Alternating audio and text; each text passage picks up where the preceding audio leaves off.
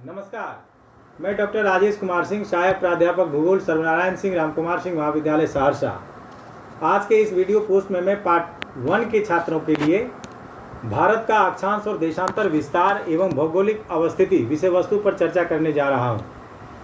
भारत की मुख्य भूमि उत्तर में कश्मीर से लेकर दक्षिण में कन्याकुमारी तक और पूर्व में अरुणाचल प्रदेश से लेकर पश्चिम में गुजरात तक फैली है। इसका अक्षांशीय विस्तार 8 डिग्री 4 मिनट उत्तर से 37 डिग्री 6 मिनट उत्तर तथा देशांतरी विस्तार 97 डिग्री 25 मिनट पूर्व से 68 डिग्री 60 मिनट पूर्व तक है। हम इस पोस्ट में भारत की भौगोलिक अवस्थिति एवं भारत का अक्षांश और देशांतरी विस्तार से संबंधित चीज़ों के बारे में बता रहे हैं। हम भारत के हैं और भारत हमारे दिल में बसता है। ऐसे में भारत से जुड़ी चीज़ें दिमाग से नहीं बल्कि दिल से पढ़ी जानी चाहिए। इसमें आंकड़े रटने की उबाऊपन और बोरियत की कोई जगह नहीं है और नहीं जगह है समझ न आने जैसी किसी बहाने की। जब आप खुद को भारत के एक अभिन्न अंग के रूप में समझेंगे तो भारत के बारे में पढ़ना सचमुच बहुत आसान हो जाएगा। तो फिर आइए भारत के अक्षांशीय और देशांतरी विस्तार एवं भौगोलिक अवस्थिति को समझते हैं। भारत की भौगोलिक अवस्थिति, ज्योग्राफिकल लोकेशन ऑफ इंडिया। भारत का क्षेत्रफल 32.8 लाख वर्ग किलोमीटर है। यह विश्व के कुल स्थलीय धरातल का 2.4% है। भारत विश्व का 7वां सबसे बड़ा देश है।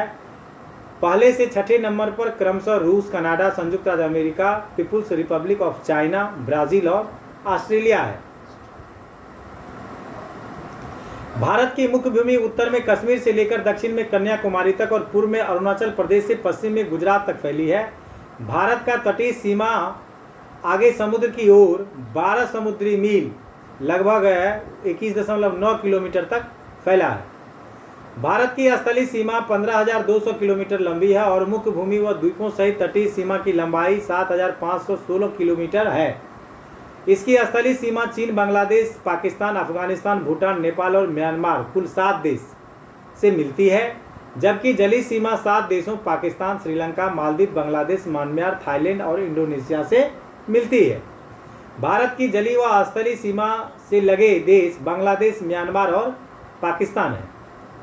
भारत एशिया महाद्वीप के दक्षिणी भाग में स्थित है। इसके पूर्व में बंगाल की खाड़ी एवं पश्चिम में अरब सागर और दक्षिण में हिंद महासागर है।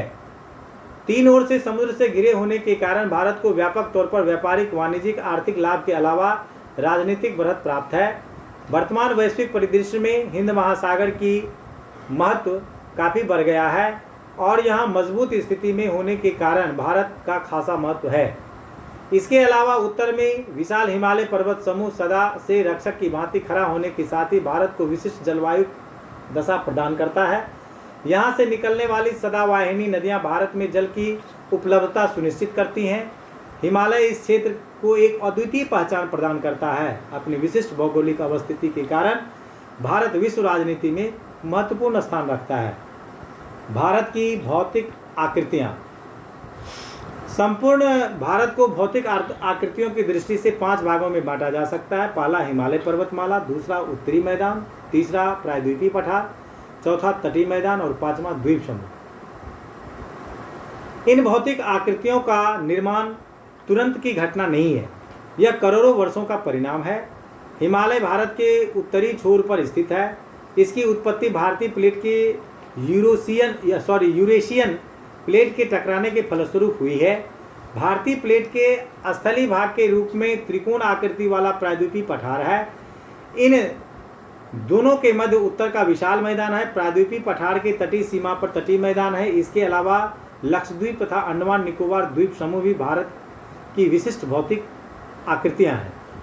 इन भौतिक आकृतियों की विशिष्ट विशेषताएं ही भारत की जलवायु, मिट्टी के साथ ही जनसंख्या घनत्व आदि तत्वों का निर्धारण करते हैं। इसीलिए इनकी उत्पत्ति, विशेषता एवं संरचना आदि को समझना भारत को समझने के लिहाज से जरूरी होगा। इसके लिए आपको भारत के भौतिक भूगोल के लेखों का पढ़ना श्रेष्ठकर हो सकता है। आइए अब हम भारत का अक्षांशीय और देशांतीय विस्तार के बारे में चर्चा करें। भारत की दक्षिणी सीमा 8 डिग्री 4 मिनट उत्तरी अक्षांश रेखा से और उत्तरी सीमा 37 डिग्री 6 मिनट उत्तरी अक्षांश रेखा द्वारा निर्धारित होती है। इसकी पूर्वी सीमा 97 डिग्री 25 मिनट पूर्वी देशांतर रेखा से और पश्चिमी सीमा 68 डिग्री 60 मिनट पूर्व की देशांतर से निर्धारित होती है।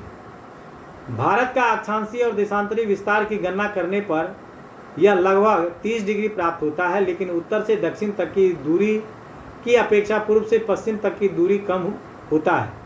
यहाँ उत्तरी सीमा से दक्षिणी सीमा तक इसकी वास्तविक दूरी 3214 किलोमीटर प्राप्त होती है, वहीं पूर्व से पश्चिम की दूरी 2933 किलोमीटर है। अक्षांश तथा देशांतर दोनों में 30-30 डिग्री के अंतर होने के बावजूद वास्तविक दूरी में अंतर होने का कारण यह है कि ध्रुवों की ओर जाते समय दो अक्षांश रेखाओं के बीच की दूरी घटती जाती है। अक्षांशीय विस्तार का प्रभाव, भारत का अक्षांश और देशांतर विस्तार का महत्व। भारत का अक्षांशीय विस्तार का अंतर लगभग 30 डिग्री है और यह 8 डिग्री 4 मिनट उत्तरी अक्षांश रेखा और 37 डिग्री 6 मिनट उत्तरी अक्षांश रेखा तक विस्तृत है। कर्क रेखा 23.5 डिग्री, जिसको अक्षांश रेखा को जो हम लोग कर्क रेखा कहते हैं, कर्क रेखा भारत को दो बराबर भागों में विभाजित करती है। इससे स्पष्ट है कि भारत का दक्षिणी हिस्सा उष्णकटिबंध में और उत्तरी हिस्सा उपोष्णकटिबंध में स्थित है। यही स्थिति भारत की भू आकृतिक जलवायु, मिट्टी के प्रकार, प्राकृतिक वनस्पति सहित विविधता के लिए उत्तरदायी है।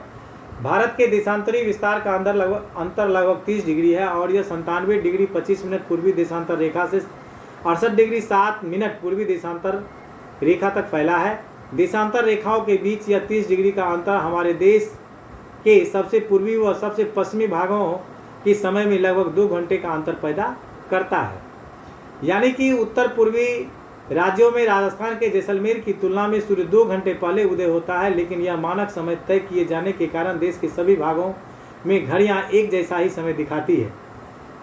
हम यह भी कह सकते हैं कि पूरे भारत में घड़ी को एक मानक समय के अनुसार सेट किया जाता है, जिससे पूरे भारत में एक समान समय बताती है।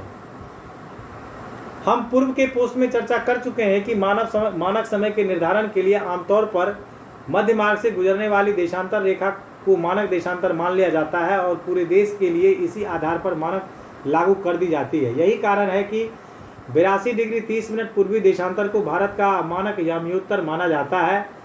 भारतीय मानक समय अंतर्राष्ट्रीय तिथि रेखा, जिसको हम लोग की ग्रीनविच रेखा भी कहते हैं, से 5 घंटे 30 मिनट आगे है। विभिन्न देशों में अधिक देशांतरी विस्तार के कारण एक से अधिक मानक याम्योत्तर चुना जाता है, जैसे रूस में 11 और संयुक्त राज्य अमेरिका में 6 टाइम जोन हैं। हालांकि चीन में 5 भौगोलिक क्षेत्र होने के बावजूद एकमात्र मानक समय का पालन किया जाता है, जो एक अपवाद है। मानक याम्योत्तर और अंतर्राष्ट्रीय तिथि रेखा काल्पनिक रेखाएं हैं, जिनका निर्धारण आपसी समझौते के तहत तय किया जाता है। इसके द्वारा विश्व को 24 टाइम जोन में बांटा गया है। समय की दृष्टि से 1 डिग्री की दूरी पर 4 मिनट का अंतर और 15 डिग्री की दूरी पर 60 मिनट यानी 1 घंटे का अंतर निर्धारण किया गया है। स्पष्ट है कि भारत का अक्षांशीय विस्तार 8 डिग्री 4 मिनट उत्तर से 37 डिग्री 6 मिनट उत्तर तथा देशांतरी विस्तार 97 डिग्री 25 मिनट पूर्व से 68 डिग्री 60 मिनट पूर्व तक है। भारत का अक्षांशीय और देशांतरी विस्तार भारत की भू आकृति, जलवायु, मिट्टी के प्रकार, प्राकृतिक वनस्पति सहित विविधता के लिए उत्तरदायी हैं। हम आशा करते हैं कि इस वीडियो ने आपको भारत का अक्षांशीय और देशांतरी विस्तार एवं भौगोलिक अवस्थिति को समझने में सहायता की। अगर आपको इस विषय वस्तु को समझने में कठिनाई हो रही है तो आप मुझसे मेरे व्यक्तिगत मोबाइल नंबर 9470786423 पर 24x7 कभी भी बात कर और अधिक जानकारी ले सकते हैं। धन्यवाद।